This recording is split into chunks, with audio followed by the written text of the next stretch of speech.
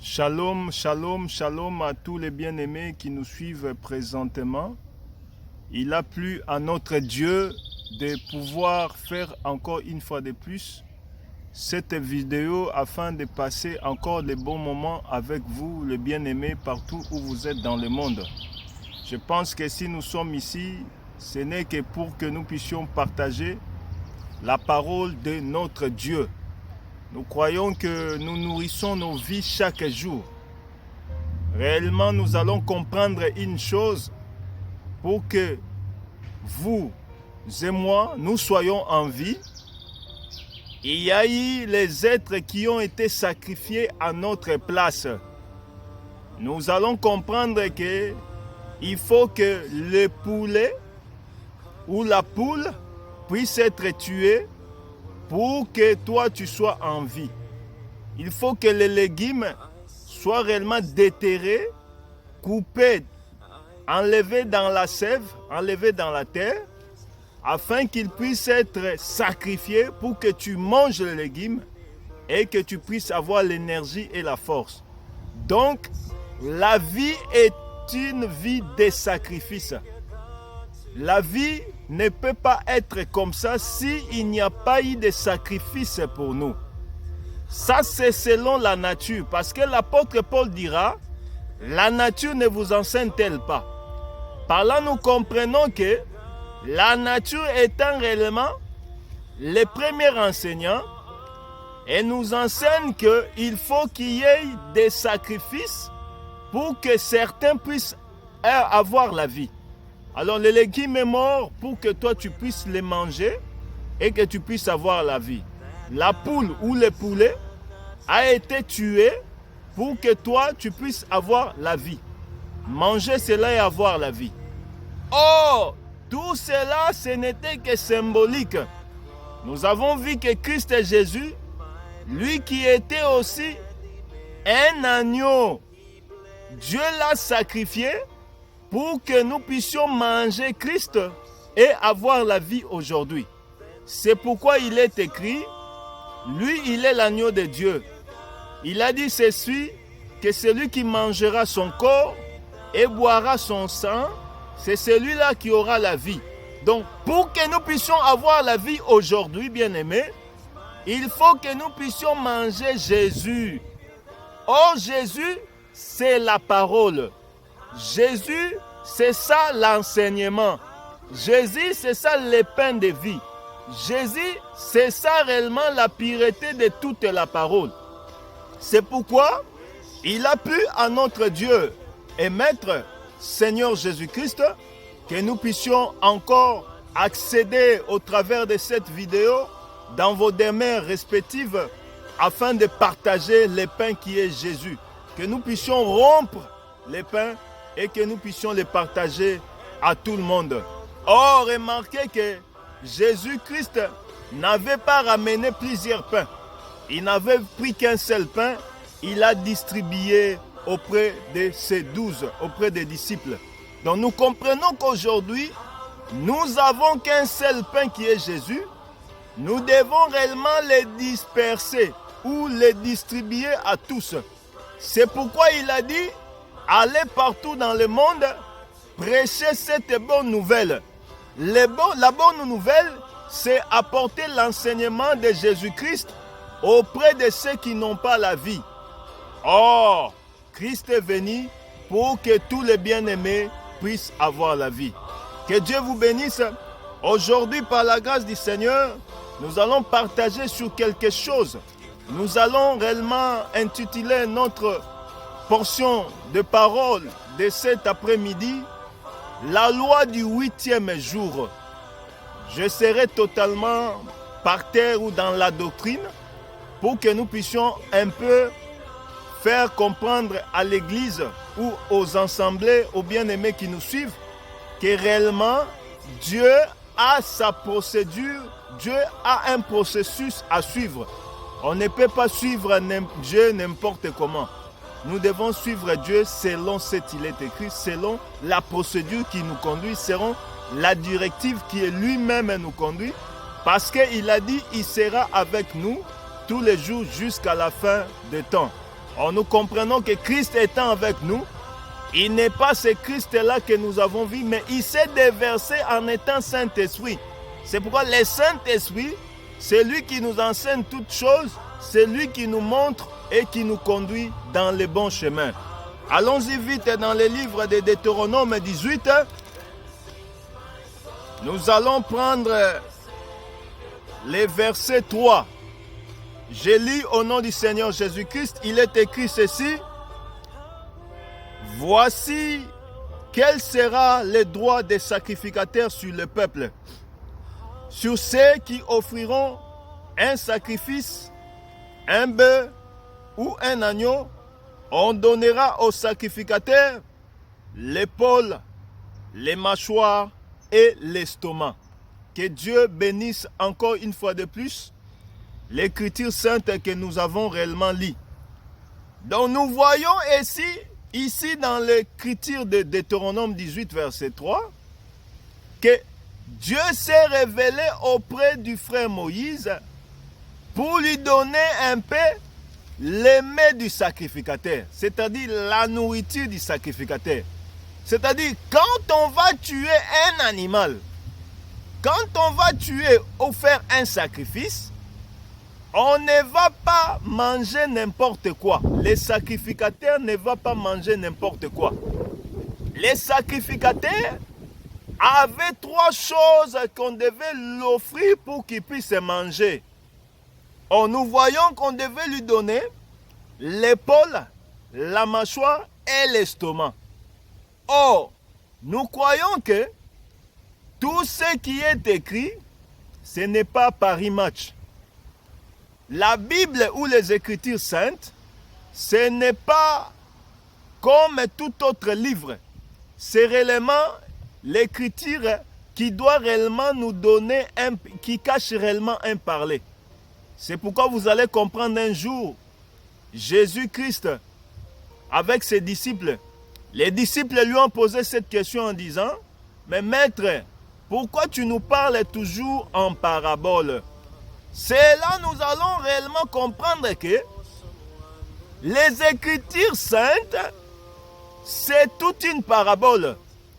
Mais pour que nous puissions comprendre ou avoir la vie, nous devons décoder, nous devons déchiffrer, nous devons dépiécer les Écritures afin que nous puissions réellement donner l'interprétation ou réellement donner la vie ou faire comprendre au peuple qu'est-ce que réellement cela veut dire. Qu'est-ce que Dieu voulait dire par X ou par Y. Parce que toute la parole, toutes les Écritures saintes a toute une signification. C'est pourquoi nous allons comprendre que l'offrande du sacrificateur était la mâchoire, l'épaule et l'estomac. Alors, nous allons comprendre que ces sacrificateurs d'abord, c'est qui? Parce que vous allez comprendre que les sacrificateurs ont commencé avec Aaron et ses fils. Vous allez comprendre que Dieu, par Moïse, il avait établi la sacrificature au travers de Moïse. C'est-à-dire Moïse a pris Aaron et ses 4 fils. Il les a fait les sacrificateurs. Mais ces derniers, ils étaient au service du peuple. Mais comme ils étaient au service du peuple, tout ce qu'ils devaient faire ne devait être qu'à la volonté de Dieu afin de prier Dieu pour le peuple. Mais quand ils apportent, le peuple devait apporter les offrandes. Ils devaient apporter les offrandes, mais les offrandes, quand on va les prendre, on va réserver les 3 parties aux sacrificateurs. Donc, nous comprenons que Christ est venu comme le véritable sacrificateur. Christ lui-même, c'est le souverain sacrificateur. Parce que vous allez comprendre que le souverain sacrificateur, c'est lui-même Christ. Même quand le frère David dira que c'est comme l'huile qui descend sur la tête d'Aaron, descend sur sa barbe et se répand sur son vêtement. Il voulait simplement dire que l'Aaron véritable, c'est Christ Jésus. C'est lui qui est le souverain sacrificateur. Oh, ce souverain sacrificateur, en lui réellement devait couler l'onction sans mesure. Parce que vous allez comprendre que tous les prophètes de l'ancienne alliance, ils avaient une portion de Christ. Ils avaient une portion de l'Esprit. Mais quand Christ est venu, en les baptisant dans les eaux, nous avons vu l'Esprit dire que celui-ci est mon Fils bien-aimé, en qui j'ai mis mon affection. C'est mon Fils bien-aimé, nous devons l'écouter. C'est-à-dire, quand même Aaron avait fait les services dans l'ombre, on ne pouvait pas écouter Aaron parce que Aaron était l'ombre du véritable Aaron. Alors nous comprenons maintenant que le véritable Aaron, c'est Jésus-Christ. Le véritable Aaron, c'est lui la parole faite chair. Ce n'était qu'un petit flash pour nous amener encore à entrer dans la profondeur de nos écrits. Donc, les sacrificateurs devaient manger ou devaient avoir comme nourriture la mâchoire, l'épaule et la poitrine. Or, l'Écriture nous dit toute Écriture est inspirée de Dieu. Elle est utile pour enseigner. Oh, pourquoi la mâchoire? C'est pourquoi nous allons aller vite dans les livres d'Ésaïe. Nous allons réellement prendre un verset pour la gloire de notre Dieu. Nous allons prendre Ésaïe. Vous allez voir que dans Ésaïe, on nous dit ceci que la parole, prenons cela pour une meilleure audition.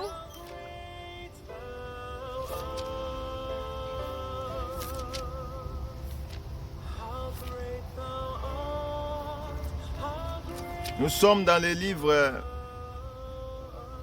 d'Ésaïe, dans les versets, le chapitre 55, verset 11. Ainsi en est-il de ma parole qui sort de ma bouche et ne retourne point à moi sans effet, sans avoir exécuté ma volonté et accomplir mes desseins. Par là, nous voyons réellement que la mâchoire, ça parle réellement du parler. Donc, celui qui a la mâchoire, c'est celui qui a la parole. Et vous êtes d'avis avec moi que l'Écriture nous dira encore que dans la bouche du sacrificateur, on ne trouvera que la loi. Donc, dans la bouche d'un messager, dans la bouche de quelqu'un qui a la parole, d'un ministre de Dieu, d'un homme de Dieu, d'un serviteur de Dieu, on ne doit que trouver la parole. On ne peut pas trouver une autre chose. Oh, parler de la mâchoire, c'est réellement parler de la parole de Dieu. C'est pourquoi dans la bouche du sacrificateur, on trouvera la loi. La loi, c'est ça, la parole de Dieu. Donc, les sacrificateurs mangeaient la mâchoire, où on était en train de l'offrir la mâchoire, pour n'en parler, pour ne confirmer que on ne peut pas trouver une autre chose dans la bouche du sacrificateur. Nous revenons dans la doctrine aujourd'hui dans l'église, pour dire que dans l'église, quand on prêche, on ne doit que prêcher Jésus-Christ, le seul et l'unique vrai Dieu. On ne peut pas trouver une autre parole ou un autre enseignement. Mais on remarquera aujourd'hui que certains prédicateurs, au lieu d'apporter la loi qui est la parole de Dieu, ils apportent les témoignages, comment ils sont allés vivre en Europe, ou comment ils ont fait leur voyage soi-disant missionnaire à Jérusalem, où ils sont en train de parler comment ils sont en train de vivre comme des star people dans leur vie. Oh bien-aimés, tout ce qui ne sort de la parole ne donne pas la vie. C'est pourquoi la vie de ton prédicateur ne peut pas te donner la vie. Pour que tu sois sauvé, tu ne dois qu'écouter la parole de Dieu. C'est pourquoi il est écrit que dans la bouche du sacrificateur, on doit trouver la parole. Donc on doit trouver la science. Parce que la science des saints, c'est ça même l'évangile. C'est ça l'évangile, la parole de la grâce. L'évangile de la grâce. C'est pourquoi vous allez comprendre que quand Christ était en train de parler ou en train de faire sa mission, il ne parlait pas d'autre chose. Il n'était qu'en train de retourner les gens par rapport à ce qui a été écrit.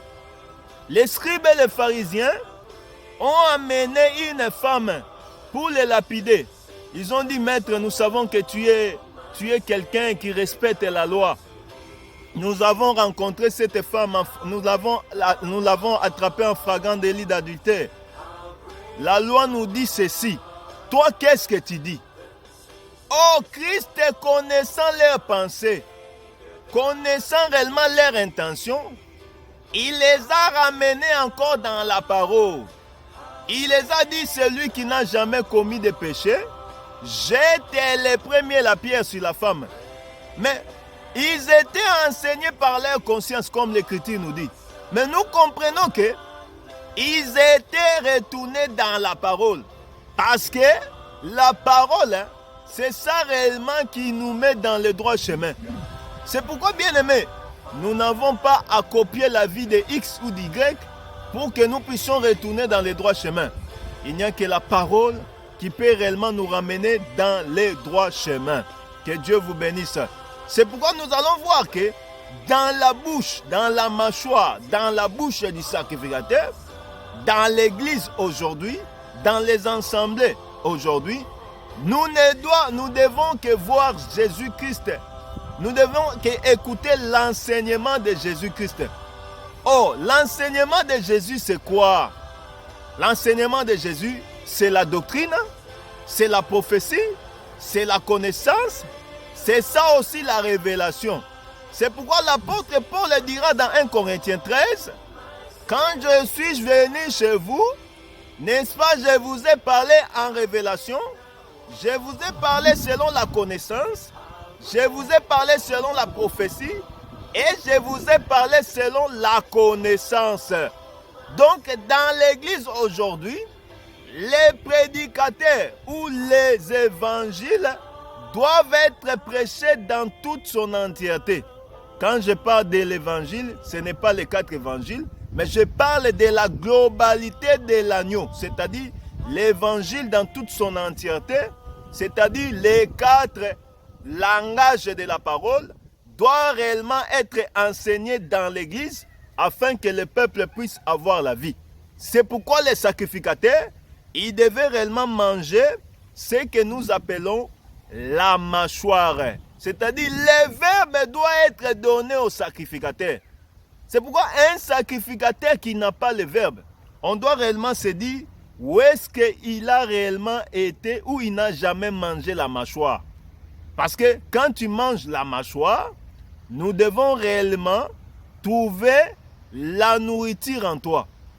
C'est pourquoi on dit et on répète encore que un prédicateur ne peut pas manquer de quoi prêcher. C'est-à-dire un prédicateur doit toujours avoir la nourriture à tout moment pour donner à son peuple. C'est pourquoi un jour, Jésus-Christ, il était là, il a dit, ma volonté, ma nourriture, c'est faire la volonté du Père.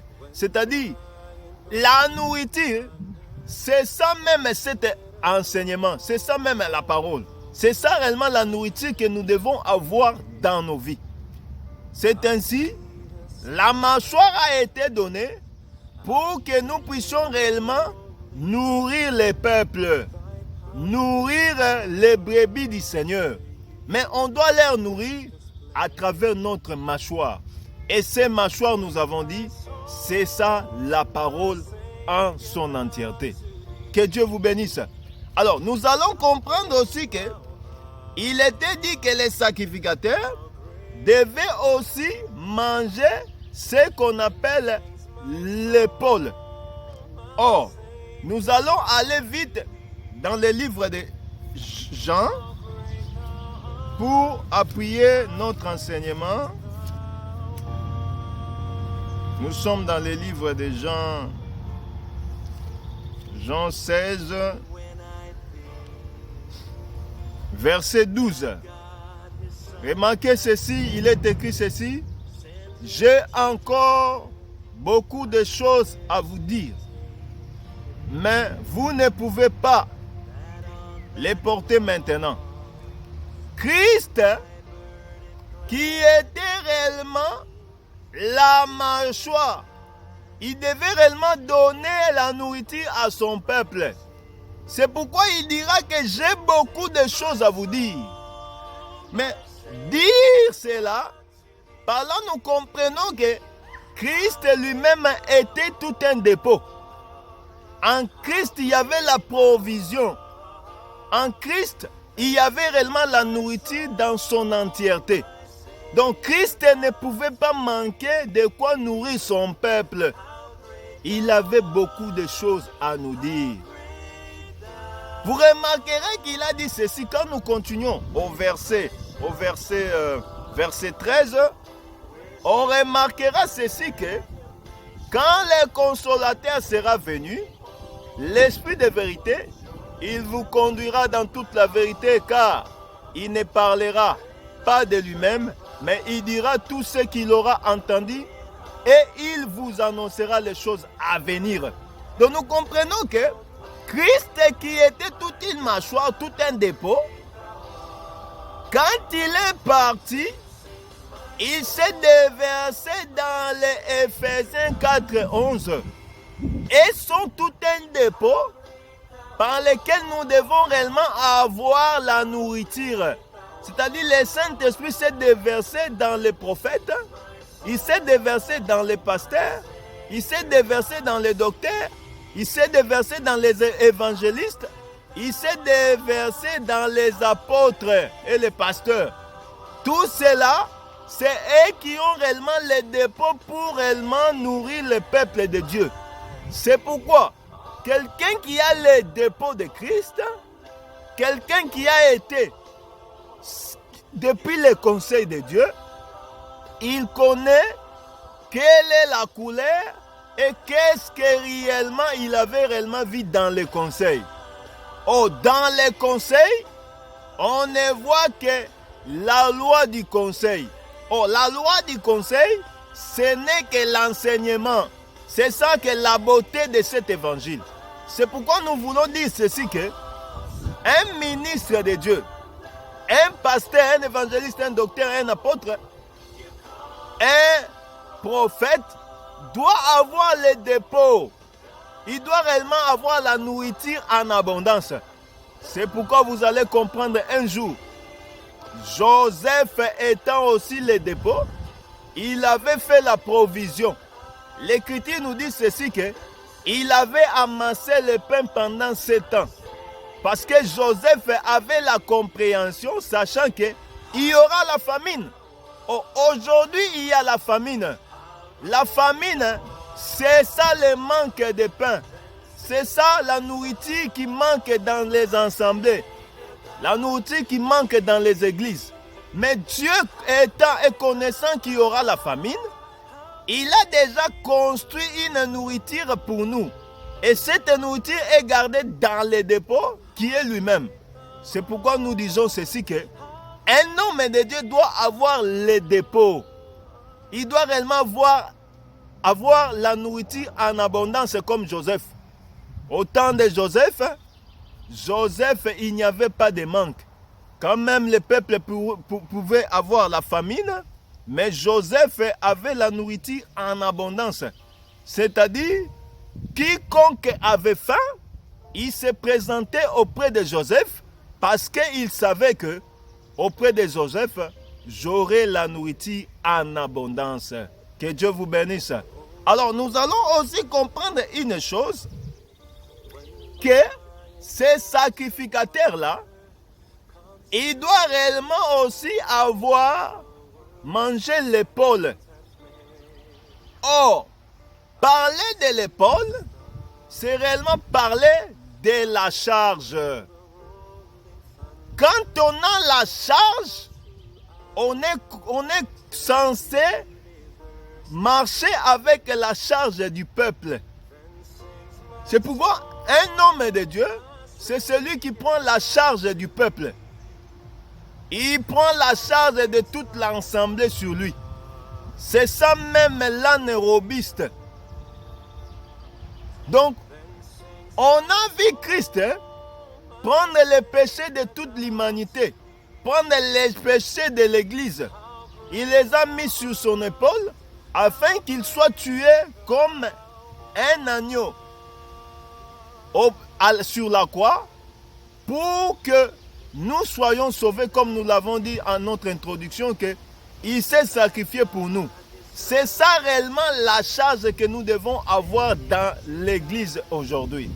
Un homme de Dieu ne peut pas rester pendant un mois sans réellement amener réellement l'intention, les requêtes du peuple auprès de l'Éternel lui-même. Parce que tu es un homme de Dieu, tu dois amener la charge. Cette charge, c'est aussi faire mention des bien-aimés auprès de l'Éternel.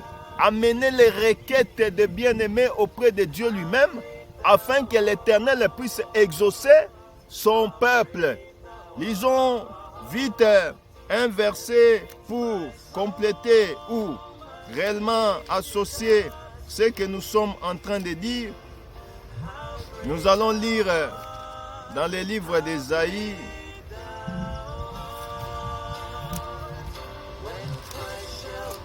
Je suis dans Ésaïe 8.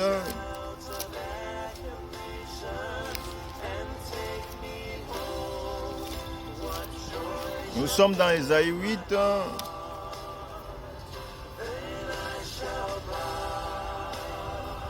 Ésaïe 8, je commence par le verset 13.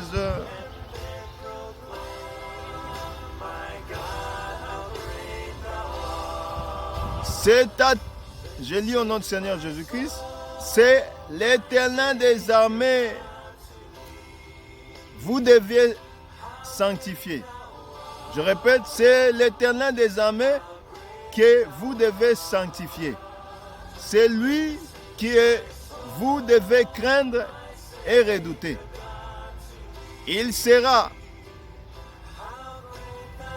un sanctuaire, mais aussi une pierre d'achoppement, un rocher de scandale pour des nations d'Israël, un filet et un piège pour les habitants de Jérusalem. Que Dieu bénisse encore une fois de plus cette parole. Nous allons aussi prendre 1 Timothée, verset 6, chapitre 6, verset 20. 1 Timothée,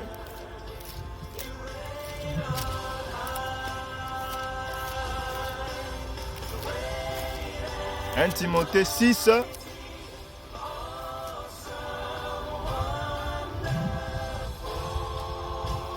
1 Timothée 6, verset 20. Je lis au nom du Seigneur Jésus-Christ. Ô Timothée, garde les dépôts en évitant les discours vains et profanes et les disputes des fausses sciences dont font profession quelques-uns qui se font ainsi détourner de la foi. » Nous remarquons ici que le frère Paul dira à Timothée de garder les dépôts. Par là, nous voyons que quand on parle du dépôt, c'est réellement ce que nous avons dit tout à l'heure, qu'un homme de Dieu doit avoir la nourriture en abondance comme Joseph. Il doit réellement avoir les prédications et les enseignements continus. On ne peut pas réellement se répéter comme certains. Ils disent non, aujourd'hui, nous n'avons pas de quoi prêcher. Nous allons réellement retourner aux brochures. Frère, les brouchis, c'est ça réellement la manne qui s'est endormie. Vous remarquerez qu'en Israël, la manne était ramassée le même jour et mangée le même jour. On ne pouvait pas garder la manne de mercredi pour les garder pour manger cela le vendredi ou le samedi. Ça sera pourri. Or, quand on mange ce qui est pourri, ça n'amène que la constipation. C'est pourquoi aujourd'hui, dans beaucoup des assemblées et beaucoup de chrétiens, entre guillemets, ou beaucoup de fils de Dieu, ils ont la constipation spirituelle. C'est-à-dire, ils sont en train de manger des brochures, ils sont en train de manger des bouquins, ils sont en train de manger des histoires qui sont déjà inspirées. Or, quand tu manges ce qui est inspiré, sache qu'on va t'amener dans l'hôpital, dans l'urgence. Or, dans l'urgence, on te posera réellement la question de savoir qu'est-ce que tu avais mangé. À ce moment, tu vas commencer à bégayer, même si tu n'es pas bègue, tu vas commencer à parler comme Moïse parce que tu as mangé ce qui était réellement inspiré. Oh, notre Dieu, il est celui qui est appelé le même hier, aujourd'hui, éternellement. C'est-à-dire, s'il avait donné le dépôt à Joseph, il est le même qui est en train de donner aussi l'enseignement aujourd'hui. Il est le même qui donnera aussi l'enseignement demain pour Israël. C'est pourquoi nous croyons que les dépôts, c'est ça l'enseignement en abondance. C'est ça l'enseignement continu qui ne se termine pas, qui est réellement continu jusqu'à l'infini. C'est ça même l'espérance que nous avons. Nous avons quitté l'éternité, nous sommes venus aujourd'hui sur terre, nous repartirons réellement dans l'éternité. C'est ça l'évangile. Donc cet évangile, c'est ça le chant de l'éternité. C'est ça réellement le verbe de l'éternité. Quand même tu peux lire ton Becherel, tu peux faire ta conjugaison, mais nous conjuguons que la parole. La parole, c'est ça notre conjugaison. C'est pourquoi les sacrificateurs, ils doivent avoir la charge du peuple. Ils doivent avoir la charge de l'assemblée. Ils doivent avoir la charge de toute une brebis. C'est ça aussi un pasteur. Un pasteur, c'est celui qui réellement qui doit surveiller toutes les brebis. Comme elle avait dit réellement, mon bien-aimé David, l'Éternel est mon berger. Comme Christ est le berger, il connaît toutes ses brebis. Il a la charge et la responsabilité de tous les brebis.